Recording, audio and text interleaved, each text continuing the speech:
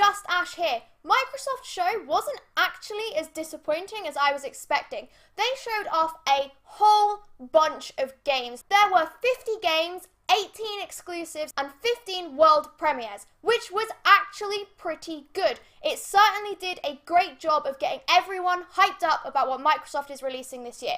Now, because there was so much content in the show, I'm not going to talk about all of it in as much depth as I have in previous videos, but I'm going to try and cover the biggest points. So, the show kicked off with a teaser for Halo Infinite, and that's really all we know about the game, is the title. There wasn't very much shown, but it does look very pretty. And the good news for Halo fans is that you've definitely got another game on the way. Microsoft definitely did double down on their exclusives, as they did announce a new game in each of their 3 main franchises: Halo, Gears of War, and Forza.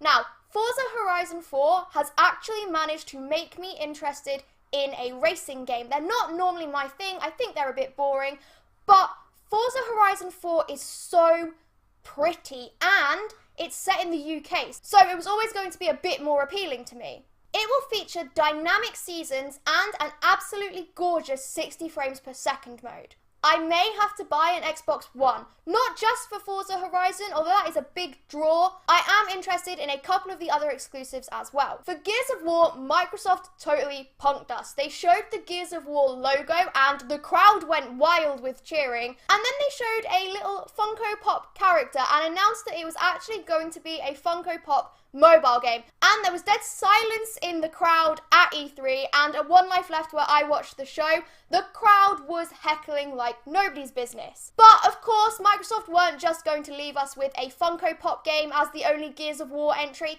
They also announced a top-down XCOM style Gears of War tactics game, which looks really fun.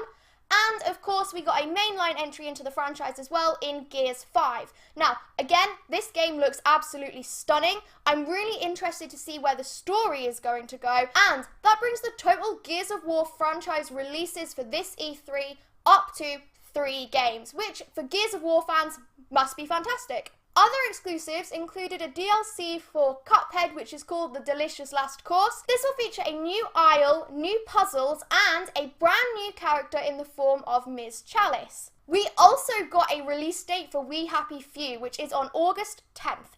I'm super looking forward to this game. I feel like it's got a very interesting story, and it will have very subtle and nuanced psychological thriller moments throughout it. The art design and style are also absolutely brilliant. It's one of the prettiest, most stylized games I've seen for a really long time. Crackdown 3 was also featured despite its delay, and let me just say right now, I love Terry Crews. Watching this trailer was like watching an Old Spice commercial. I think Crackdown is going to be great. I'd like to know a little bit more before I decide if I'm going to play it or not, but it was nice to see that Microsoft didn't just ignore it. Also, 2 new expansions were announced for Sea of Thieves, and these will be releasing in July and September this year. There was also a world premiere trailer for Jump Force. Now, this is a fighting game that features Shonen Jump characters, and it really appeals to the anime fan in me. I'm not normally the biggest fan of fighting games. I'll play them for a bit, but I think with Jump Force, I'm going to really get into it. The characters that were featured in the trailer were Naruto, Goku, and Luffy from One Piece. Again, this game looks incredible, and right at the end of the trailer, Ryuk and Light from Death Note showed up. So it really does look like they are including a full range of Shonen Jump characters. My hopes are set on a My Hero Academia character.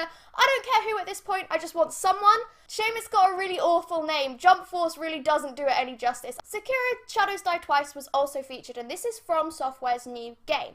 It looks pretty cool. It looks like it's set in feudal Japan, and I definitely got a bit of a Soulsy vibe, which I'm not surprised about. I'm really intrigued to play it, but as it's not being released until next year, I'm sure I will have plenty of opportunities to find out more. We also saw trailers for games that will definitely be featured at other conferences. This included things like Kingdom Hearts 3, Shadow the Tomb Raider, The Division 2, and Battlefield 5. So I'm not going to talk too much about these games here, as they will be mentioned in other videos, but let me just say, again, it's really helping to show that Microsoft are focusing more on games this year. Other games featured included The Adventures of Captain Spirit, which is set in the same universe as Life is Strange. I did enjoy Life is Strange, however, I'm not too sure if I'm going to enjoy Captain Spirit, but it does release for free on June 26th. So even if I do download it and then don't play it or don't like it, I've not really lost anything. There was a shock announcement for a new Battletoads, which I think took everyone by surprise.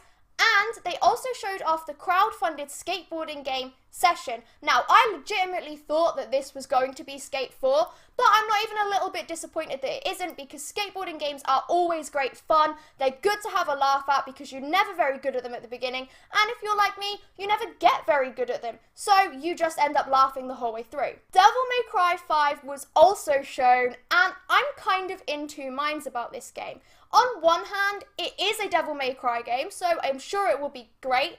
On the other hand, it didn't really show any of the combat, and it looks like you might be playing a lot of it as Nero, because he does feature quite heavily in the trailer, with Dante only showing up at the end in a stinger. Now, I definitely want to see combat before I decide if I'm going to play this, as the footage we saw at Microsoft's conference was only rendered in the game engine. It wasn't actually proper gameplay footage. And finally, right at the end, we saw a trailer for Cyberpunk 2077, the new project from CD Projekt Red, you know, the Witcher guys. This game has been one of the most anticipated games I think I've ever encountered. Ever since the first teaser, every time game releases and game announcements are brought up, someone will bring up Cyberpunk 2077, and I am not surprised. Based on the trailer that we saw at Microsoft show, this game looks like it will be very visually pleasing. It is a gorgeous looking game, and the plot that was hinted at during the trailer as well also seems very interesting. Unfortunately, we didn't see any gameplay, but I'm not surprised, and it is definitely on my watch list to find out more. And that is it from Microsoft show. It was certainly a surprising show. I definitely thought it was better than I was expecting, and it's nice to see that Microsoft are focusing more on software this year. Let me know your thoughts on Microsoft's show in the comments, along with any questions for my Q&A on Friday. If you've enjoyed this video, please give it a like, and as always, pour yourself a nice cup of tea and join me soon for more E3.